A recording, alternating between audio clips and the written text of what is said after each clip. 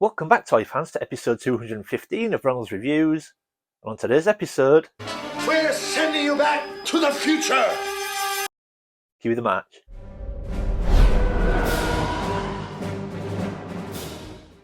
Welcome back, everyone. Now, like I said in the intro, today we are sending you back to the future. Now, if you follow me and you follow the channel for quite a long time now, you may know that not only am I a Star Wars fan, but I'm also a massive Back to the Future fan. And in the toy room, I do have one small shelf dedicated to Back to the Future, and I've got a few items on there, a few movie props on there. It's a very humble collection, but I really do love it. And recently I've added something else to that collection only in the last few weeks now. Again, if you follow the channel right from the start, you may have seen something already that I'm going to show you today. Two items that I'm going to show you today we have already seen on the channel, but I kind of feel it's really worth revisiting those items. They were a long time ago, so it's definitely worth revisiting those items. But the last thing I'm going to show you today, I've picked up only in the last few weeks. So sit back, relax, and let me take you back to the future.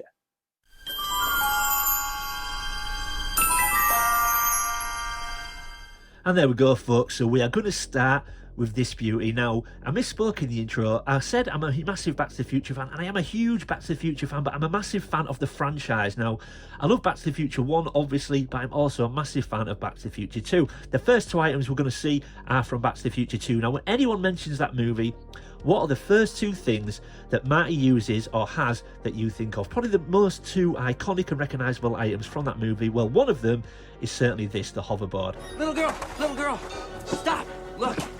I need to borrow your hoverboard.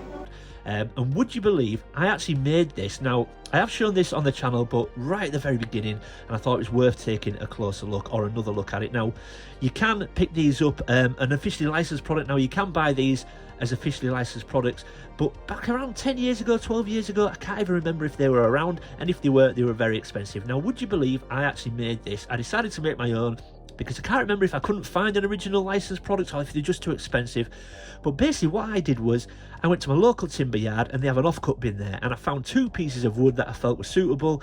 Now, at that time I used to work as a caretaker at a local secondary school. I went into the school at the weekend and I went into the woodwork rooms, and I got my wood and I shaped my wood. I rounded the edge, I rounded the edges of the pieces of wood. I also cut the kick plate to shape, and I fastened them both together, and I had a complete hoverboard, albeit it was bare bones, it was wood coloured, obviously just needed all the work, but the shape of the board and everything itself was fastened together. What I then did, luckily I've got a friend who paints cars, and I took it to him, the board, and just said, look, I need it like a neon pink. I showed him a few pictures, and I said, is there any chance you can paint it for me? So he actually sprayed it for me, which is the colour you can see on the outskirts. Now, actually, that started life a little bit lighter. I actually think that's darkened over time, maybe with the sunlight and things like that.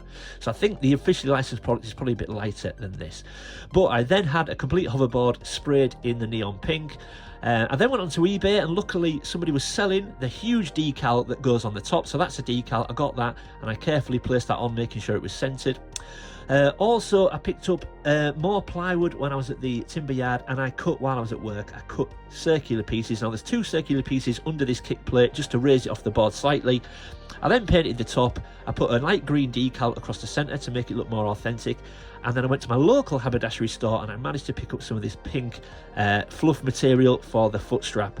And I put this all together, made myself for around £30, and I'm so pleased. And even against the officially licensed products, I actually think this holds up really well. I think it really does look the part. Obviously, I love the fact that it's billed as a metal item in the movie. I love that they do that. The only thing I didn't think about was, I mean, I don't do it, it just sits on the shelf, but if ever I wanted to cosplay as Marty, carrying this around, because it's solid wood, it's actually really heavy. But I just love my hoverboard, and I think the fact that it looks really authentic, the fact that I made it myself, makes it quite special and quite personal to my collection. But I absolutely love it, and it really does look good on the Back to the Future shelf. But let me just show you the bottom, because the bottom was a little bit more tricky. Alright, and there we go, folks. So that's the bottom now. As you can see, a lot of these shapes had to be cut out separately in separate pieces of plywood. So I actually got a friend to do those for me, and he's a joiner by trade. So he cut all these pieces out for me and rounded them. Oh, I'm missing a cap there. Look, there's a cap come off. You can just see a screw. He shaped them all for me. But yeah, so then I put them all together. I mounted them all up, tried to match the shape of the official product, and then I sprayed all the colours black, brown, and then obviously the hover plates silver. That's really annoying me that I can see the screw head there and that's come off, but yeah, really pleased with it. So yeah, there we go, folks. That is my hoverboard. Now, I'd love to be able to say to you, go to your local timber yard, get some wood and see if you can do this yourself, but I've gone onto eBay and the guy that was selling the big hoverboard top coat decals is not around anymore, and I can't find anyone else selling these. So I don't know how you would go about it if you now wanted to make your own, because you can't get those top sheets anymore. I don't think there's any in the US either. I might be completely wrong on that, but I couldn't find any when I was searching eBay. So you may have to pop for the officially licensed products. However, when I was doing it, I don't think I could find the official products, whereas now they're quite common and you can pick them up for around £100. So you're probably better off just getting an officially licensed product. But I made this and I'm so pleased with it. But when you think about Back to the Future 2, I did say at the start of this that this is one of two main props that you'll probably think of when you think about that movie. And I guarantee the next time we're going to see is the other one. Okay, and the other one, folks, and I'm sure you all recognise this box before I even open it, is of course the Nike Air Mags. That's what are in here. Now if you follow the channel and you follow me, you'll have all seen these before, very probably either on the channel or just sat on the shelf in the background in the toy room. But I absolutely love these. So the seller did say to me when I bought these, now I bought these over 10 years ago, he did tell me that he didn't take much care of the box, so you can just see the box is fading at the top there. That's got sun damage on that top side and there's a big crease right there, but he was up front with me. But if I'm honest, obviously it's always nice to have a nice box, but I wasn't too concerned about that. We've got the magnetic anti-gravity label there, and as you can see, they are an official Nike product. But let's get into the box. And there we are, everyone. So a very, very recognisable prop from Back to the Future 2, and something that everybody comments about. When they come into the toy room, they're a real conversation starter and everybody wants to talk about them. So there we've got the Nike Air Mags themselves. In that corner there, or in that section, we've got the charger, and we've got the charger cable underneath it as well. And these are a real prized possession in my Back to the Future collection. But let's get them out, let's get them on the table, and we'll take a much closer look. And there we are, folks. There are the Nike Air Mags in all their glory on the table. Now, it's a really funny story how I got these. I actually got these through a friend of a friend of a friend of a friend. I think it was like a 4-tier deal, and I'm not joking. A friend of mine at work came to me one day and said, look, I know somebody who knows somebody who's selling some Back to the Future 2 Nike Air Mags. Are you interested? I said, well, look, of course, I'm always interested in something like that. And this is no joke. It was about a 4-tier deal. And he went back to his friend, they went back to their friend, etc, etc. So we arranged a price. They all came back to me and said, yeah, let's do it. Now, I was assuming that they were going to get posted, and the seller actually said the person who's got them is actually visiting quite closely to where I lived that weekend, and said they're happy to meet me and do the deal in person. Now, obviously, I was very nervous about that, because the plan was that I was going to meet a complete stranger on the roadside at a service station, and he was going to have these Nike Air Mags with him. I'd never met this person before. I had no idea what I was sort of going to. And in the end, I was sort of like, well, right, how badly do I want these? And would you believe I actually drove around 50 miles to meet a guy I'd never met on the side of the road at a service station and did the deal. I went on my own, which wasn't the best idea either. Luckily, everything worked out, but that is how I got these, folks. Would you believe it wasn't a buy on eBay, it wasn't a purchase online. I met a guy at the side of the road and I bought these. But I'm so glad it worked out, and I'm so happy to get them in my collection, because they really are a bit of a showstopper. When people come in the room, they always want to ask me about them, but that is actually how I got them. Now, these are what I would call, as you can see, they are an official Nike product, but when I was looking for these, I would call these the mid-range pair. Now, to my knowledge, when I was looking, you could get 3 versions. So you could get the cheaper Universal Studios version, the officially licensed version, but they didn't have the Nike tick on. They were just a Universal Studios version, a little bit cheap, and because they didn't have the Nike tick on or the Nike logo, they just didn't look the part. Then you got this version. These are a Nike product, but obviously they are what I would call a mid-range pair, and then you could get the extremely expensive version, the version that some of them were auctioned off for the Michael J. Fox Foundation, and they are the light-up and self-lacing version. Now, 2 questions that I always get asked about these when people see them is, 1, do they light up? Yes, they do light up, which we will get to later on. The second question is, do they self-lace? Unfortunately, these are not the power laces version, and if you were to get those, you will be paying a pretty penny. So unfortunately, these they don't self-lace, and they do light up around the sole, but the strap on the movie, the Nike logo on the strap lights up as well. These don't. These actually glow in the dark, but they don't light up. So like I said, these are what I would call the mid-range pair. Now, as I've had these sort of around 10 years, I've always had them on the shelf, and I plugged them in because the charger, I plugged them in so that they're powered by the mains, and I have them lit up on an evening. Unfortunately, because, I mean, it might be just because of age, but it might be because I've had them plugged in a lot as well. They don't really hold their charge anymore. So when I charge them up, once I unplug them, they only last a few minutes before they die. So I just keep them plugged in on the shelf. But if I was to wear these, I probably couldn't have them lit up because they don't hold their charge anymore. But I will get them lit up, I'll get them plugged in, I'll get them lit up, and we'll take a closer look. And there we go, folks, they are all lit up now.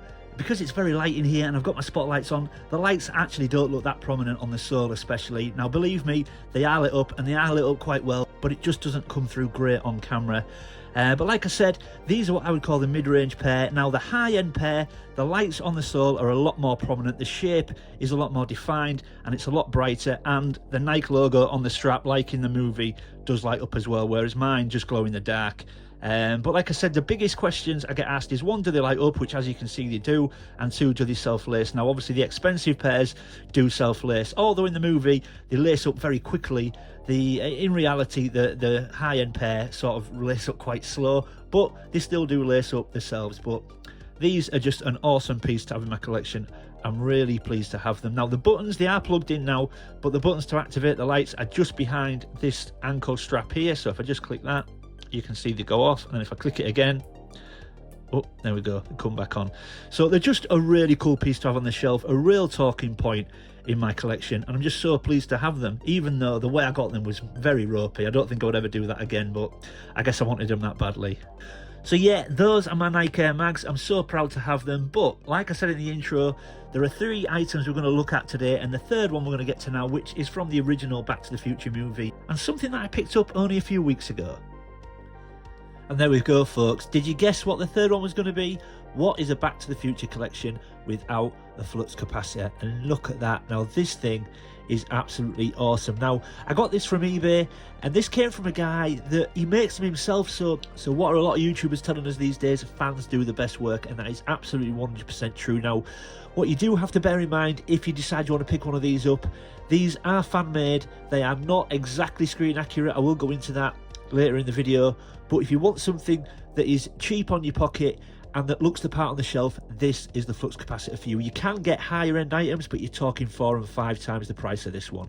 So, but this satisfies me 100%. It's absolutely wicked cool. Now, it's not quite accurate size. It's roughly around 15.5 centimeters in width and around 19 centimeters in height, so it is still quite big, and it really does look the part on the shelf, I've got to say. But just look at how cool that looks. Now, like I said, not completely screen accurate, so you've got to decide whether that bothers you or not. I will go into a bit more detail in a second, but this is wicked. Now, it comes with a remote, so as you can see, we've got a remote there with on off. We've got 8 different light sequences as well. We've got a dimmer switch on there, so you can pick how you want it. You can pick the sequence you want, how bright you want it, so that is really cool. It comes with a mains plug, so you've got a USB cable there, which obviously plugs in to the unit and then into a plug socket, but also it does work off batteries as well. So if you want to display it somewhere where it's not near a plug socket, you can put some batteries in and play. Obviously you've got to keep swapping them, but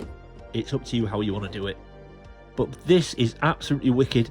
Now, I keep seeing these on eBay. Now, he makes them in batches of sort of 3 and 4 at a time, and they go so quickly. And I was sort of ummed and ahed a few times, and I weren't quite sure, and then they were all gone. So I got in touch with them and said, look, I keep missing out on them. I keep hesitating. I won't hesitate again. Can you please let me know when you're going to put another batch on? He messaged me and said some will be going on tomorrow. So I jumped straight on and picked one of these up.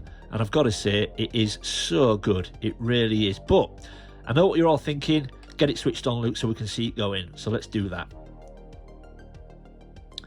And there we go. Now, I've actually got it on sequence 7. Now, that's the sequence I like the best. Now, like I said, these aren't exactly movie accurate, so you might notice 2 things straight away. One, none of these sequences on the remote are an exact sequence to how it goes in the movie. So it flashes really fast in the movie, and that sequence isn't on this. However, I prefer this one. It flashes really quickly and it looks like it's just about to go back in time. So I really like this sequence. The second thing you might notice is it's more of a crisp white, like a really bright white rather than a warm white. Now in the movie, when the flux capacitor is idling, it flashes in like a warm white, like more of an amber kind of white rather than a crisp white like this. Now the guy that makes them actually said that people were requesting they'd rather this kind of white than the warmer white. Personally, I would have preferred the warmer white because it was more movie accurate. However, when the DeLorean hits 88 and the flux capacitor is just about to flash and make the DeLorean go back in time, it does flash briefly a crisp white like this. And I think I've got a picture just behind Einie. So I like to display it and look at it and think that this is when it's just about to go back in time and it flashes that nice crisp white. But it is so cool and looks really great on the shelf. So a few things to note though, like I said, not completely movie accurate, so I will explain a little bit more about that. Like I said, the sequence that you have in the movie, you can't have in this, although you don't really notice that, so that's negligible. But the lights, when they're sat idling on the flux capacitor, they're like a warm white. On this, it's like a crisp white, so it's whether that bothers you. Now again, this is fan made, so the majority of this is 3D printed, but when it's on the shelf, I guarantee you won't be disappointed. It really does look the part. I might swap these out because these in the movie are like an embossed print, so you can't actually feel these. When you run your finger over it, you would normally feel them raised up, so they are just printed, and the glass on the front is a little bit flexy rather than it's not really solid. It's just like a flexi plastic. But other than that, it really does look the part on the shelf, and I would 100% recommend it if you wanted to get one of these. Now you can obviously pop for the real high-end one, which is you're going to be looking around 500 quid plus. This cost me 100 quid. Now I think that's really reasonable for the amount of work that's gone into this, and like I said, it really does look the part on the shelf. So if you want one of these, jump onto eBay. I will leave the seller's link in the description, but like I say, if you jump on there and you don't see any for sale, don't worry, just keep checking, because he puts them on in batches of 3 and 4, but they go very quickly. So it's not uncommon to check his page and see that there's none there, but just keep checking periodically and I guarantee some will go up. You can even message him and ask him when he's going to put some up. He's very good with his communication, he told me. But look at that, we have got a working flux capacitor, and like I said, not 100% movie accurate, but once it's on the shelf, it looks superb. Okay, so let's get everything back on the table and we'll wrap up. So there we go folks, everything back on the table, and I hope you agree that once they are all together, they really do look superb. They really do look the part on the shelf. Once everything's set up on the shelf and everything's illuminated, they really do look great, I've got to be honest. So again, the flux capacitor, if you want one of those, jump in the description. I will leave the link in there to the seller's page. Get in touch with him if you want to know when he's going to be dropping some more. But like I said, not completely movie accurate, but once they're on the shelf, they look superb, and they 100%, it satisfies me for the price. It really satisfies my wallet as well, and they really are exceptional. So grab one of them if you feel you want to. But yeah, other than that, thank you for watching everyone. If you're new to the channel, thanks for dropping by and giving me a shot. I hope you'll consider leaving a like and subscribe. It really does help the channel. And if you're my existing viewers, thanks for sticking with me everyone, I really do appreciate it. Leave any comments or questions in the comment section below. I always try to read everyone's comments and get back to everyone. And as always, keep collecting. I'll see you next time.